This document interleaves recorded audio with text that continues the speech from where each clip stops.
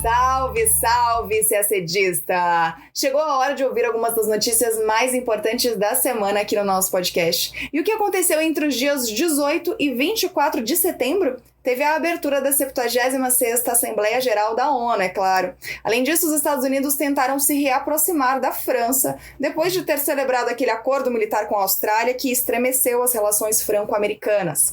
Menos de uma semana depois de a China ter solicitado adesão ao CPTPP, o maior acordo de livre comércio da região da Ásia-Pacífico, foi a vez de Taiwan. A política migratória dos Estados Unidos para os haitianos levou à renúncia do enviado do país ao Haiti, que classificou a conduta do governo Biden de desumana. E o Conselho de Cooperação do Golfo decidiu que não irá aplicar medidas de salvaguardas ao aço brasileiro. Tudo isso em detalhes você acompanha agora no nosso podcast. Começamos falando da abertura da 76ª Assembleia Geral da ONU, que aconteceu na terça-feira, dia 21, em Nova York. Aqui no podcast separamos os destaques das falas dos líderes de Brasil, Estados Unidos e China. Como já é tradição, o Brasil foi o primeiro a discursar. Os principais temas tratados pelo presidente Jair Bolsonaro foram economia, meio ambiente e pandemia.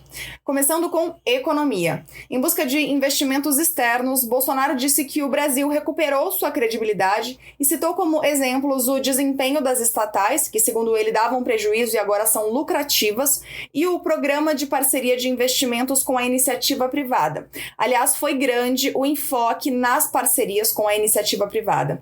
Bolsonaro mencionou os leilões de 34 aeroportos e 29 terminais portuários e o investimento privado em ferrovias. Também anunciou que nos próximos dias o Brasil dará início ao leilão para a implementação do 5G.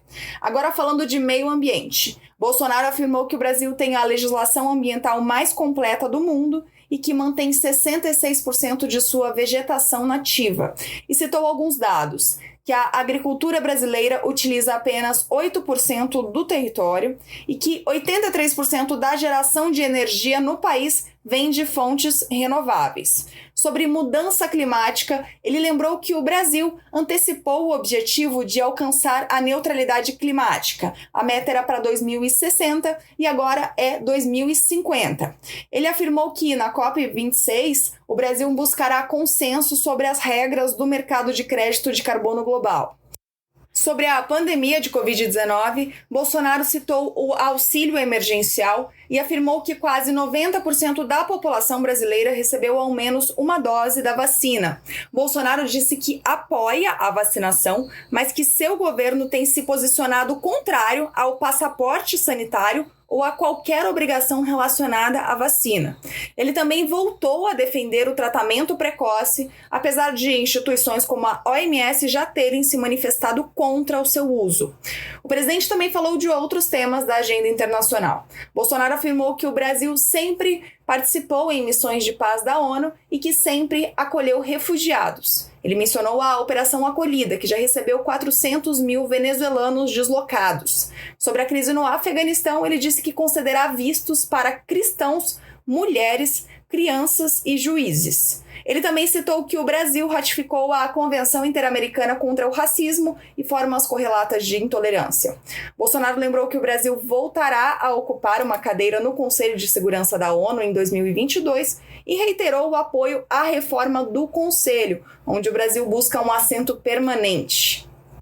O próximo a discursar foi o presidente dos Estados Unidos, Joe Biden.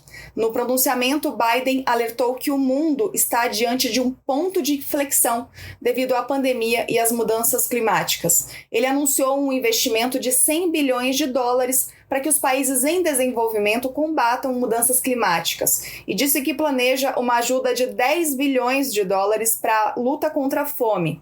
Em relação à pandemia, Biden celebrou a vacinação e o compartilhamento de vacinas com outros países, incluindo os 130 milhões de doses da Pfizer, doados pelo sistema COVAX. Biden mais uma vez defendeu a saída dos Estados Unidos do Afeganistão e celebrou o que ele chamou de a era da forte diplomacia, mas ele reconheceu que os riscos do terrorismo continuam. Sem citar nominalmente nenhum país, Biden rejeitou a ideia de uma nova Guerra Fria, mas disse que os Estados Unidos se opõem a países mais fortes que tentam controlar os mais fracos.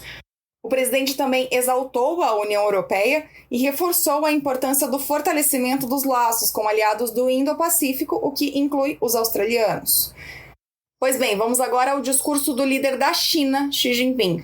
Sobre o combate à pandemia, o presidente chinês defendeu a cooperação internacional e disse que pretende doar cerca de 100 milhões de doses para países em desenvolvimento, estratégia parecida com aquela de Joe Biden. Ele também criticou a politização das investigações sobre as origens da Covid-19.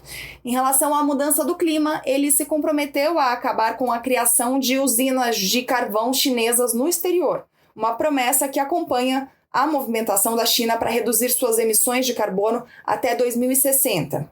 Ele também prometeu aumentar o apoio a outros países em desenvolvimento em projetos de energia verde e de baixo carbono, uma estratégia também parecida com a dos Estados Unidos. Xi Jinping afirmou que intervenções militares externas para a promoção da democracia em outros países só causaram danos, mas, claro, não citou diretamente os Estados Unidos e a retirada americana do Afeganistão. Além disso, o presidente chinês afirmou que o mundo deve rejeitar a prática de formação de pequenos grupos, em uma clara referência ao recente acordo militar anunciado por Estados Unidos, Austrália e Reino Unido. E essa é a deixa para falarmos de mais desdobramentos do AUKUS, o acordo militar celebrado entre Estados Unidos, Reino Unido e Austrália. Depois que o ministro das Relações Exteriores francês chamou o pacto de punhalada pelas costas, sinalizando uma grave crise diplomática com os Estados Unidos, os dois países parecem estar chegando a um entendimento. Na quarta, dia 22, os governos dos dois países publicaram um comunicado afirmando que os presidentes dos Estados Unidos, Joe Biden, e da França, Emmanuel Macron, concordaram em abrir um processo de consultas aprofundadas para garantir a confiança e propor medidas concretas em direção a objetivos comuns, usando palavras do próprio comunicado. O documento diz que os dois líderes conversaram por telefone a pedido de Biden a fim de discutir as implicações do anúncio de 15 de setembro, o dia em que o AUKUS foi celebrado. O pacto permitirá que a Austrália construa submarinos de propulsão nuclear pela primeira vez, a partir de tecnologia americana, em uma estratégia não declarada, porém óbvia, de conter a influência chinesa no Indo-Pacífico. O problema é que essa parceria fez a Austrália cancelar um contrato bilionário com a França. Esse contrato tinha o objetivo de construir 12 submarinos não nucleares na Austrália. O acordo também é um golpe para as ambições francesas de fortalecer sua presença na região do Indo-Pacífico. A França considerou esse acordo AUKUS uma traição porque o país, que é um grande aliado dos Estados Unidos, foi deixado de fora e não foi sequer informado previamente do pacto. Como resposta, a França decidiu, na semana passada, convocar os embaixadores franceses nos Estados Unidos e na Austrália para que prestassem esclarecimentos sobre o acordo.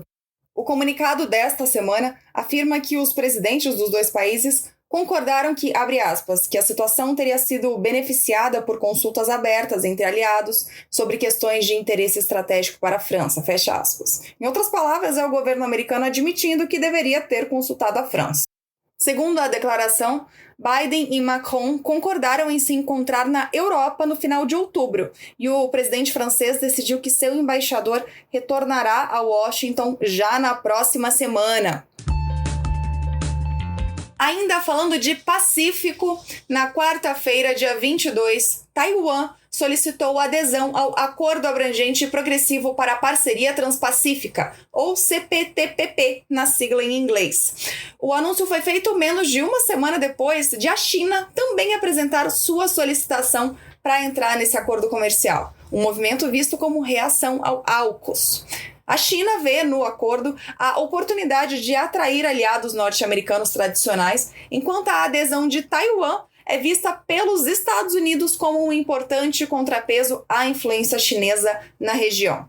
A China, que considera Taiwan como seu próprio território, reagiu ao anúncio, afirmando que se opõe firmemente a qualquer país que tenha trocas oficiais com Taiwan e a adesão da região de Taiwan a quaisquer tratados ou organizações. Já o Japão, um dos membros do acordo comercial, disse que apoia a adesão de Taiwan. Esse é o maior acordo de livre comércio da região, firmado por 11 países da região Ásia-Pacífico em 2018. São eles: Austrália, Brunei, Canadá, Chile, Japão, Malásia, México, Peru, Nova Zelândia, Singapura e Vietnã. Esses países representam em torno de 13,5% da economia mundial. Em 2017, o ex-presidente Donald Trump tirou os Estados Unidos de uma versão inicial do acordo com a justificativa de que haveria impacto no emprego do país. E hoje esse acordo é usado como uma maneira de contrapor a influência chinesa. Vale ressaltar que nem China e nem Taiwan são parte do CPTPP, ao menos por enquanto.